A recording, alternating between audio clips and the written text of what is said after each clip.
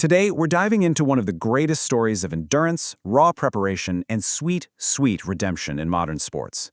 It's the story of a sailor who suffered an absolutely crushing defeat, spent 4 years meticulously planning his comeback, and then returned to not just win, but to completely redraw the map of what's possible in his sport. So let's get into how he pulled it off. Okay, so picture this scene in Les Salves d'Olonne, France. You've got tens of thousands of people lining the waterfront, standing out in the pouring rain just to welcome this one guy home. Nearly 70 boats are out there, a huge parade on the water. Fireworks are lighting up the bay. I mean, this isn't just a party, it's a massive outpouring of pure awe. So you have to ask yourself, what does a person have to do to earn a welcome like that? Well, to really get what he accomplished, you first have to understand the challenge itself. We're talking about the Vendée Globe, and this is not just some boat race. There's a very, very good reason it's known as the Everest of the seas. So, what does that actually mean in plain English? We're talking about a 45,000-kilometer trip around the entire planet. But it's the 3 simple rules that make this race a legend. You have to do it solo, you can't stop, and you get 0 outside help. Just think about that for a second. You are completely by yourself for over 2 months. If something critical breaks, you and only you have to fix it, probably in the middle of a massive storm. You can't just pull into a port for a break or to get more food. And you're sailing through the most dangerous waters on Earth, dodging icebergs and fighting waves the size of office buildings. It's the ultimate test of a single person's skill and will to just keep going. And that brings us to our guy, Charlie Dallin. For him, this race, it wasn't just about winning. Oh no, it was deeply personal. This was a 4-year mission for redemption.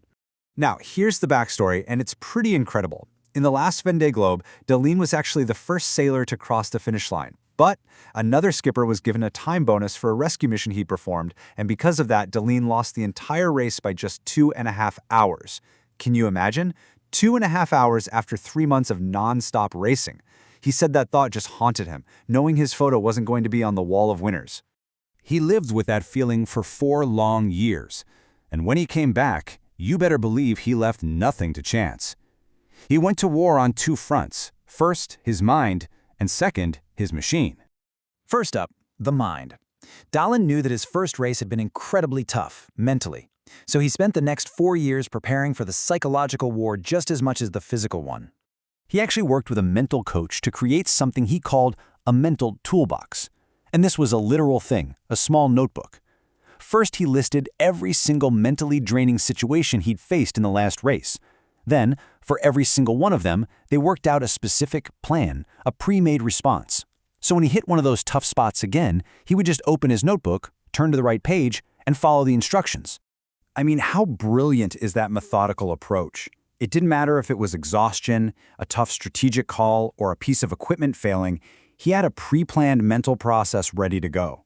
He wasn't just reacting to crises anymore, he was calmly executing a solution from his mental pharmacy. But, mental strength was only half the equation. The second, massive piece of the puzzle was his boat. He didn't just have a good boat. He had a purpose-built winning machine, designed from the ground up using every hard lesson from that narrow defeat. The biggest difference this time around, reliability. See, back in 2020, he had to baby a damaged boat, always holding back a little, terrified something else would break. This time, his new boat, the massive Sante Providence, was an absolute fortress. It was built to be pushed to its breaking point and beyond, which totally freed him up to sail way more aggressively.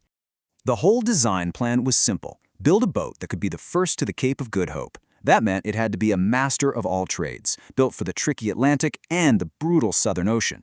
And this is key. It was ergonomic. Dallin called his living space a cocoon, where every single control was right at his fingertips. In a race where a good night's sleep is measured in minutes, not hours, having that comfortable protected bubble was a secret weapon against the kind of fatigue that just destroys sailors. So what happens when you combine a skipper who's mentally bulletproof with a boat that's a technological marvel? What do you get when you unleash them on the world's toughest race course? Well, you get a result that I don't think anyone saw coming.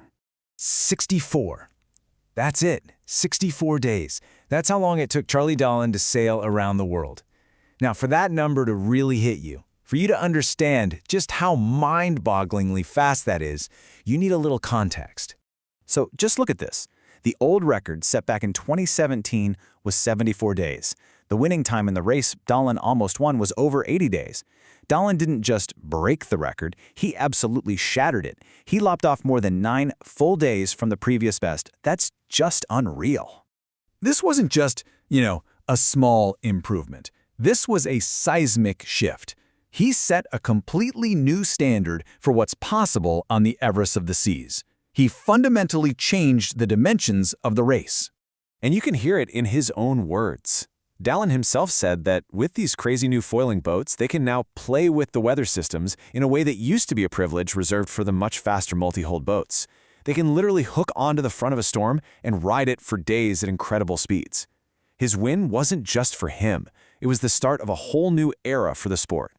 All of which leaves us with one massive, fascinating question.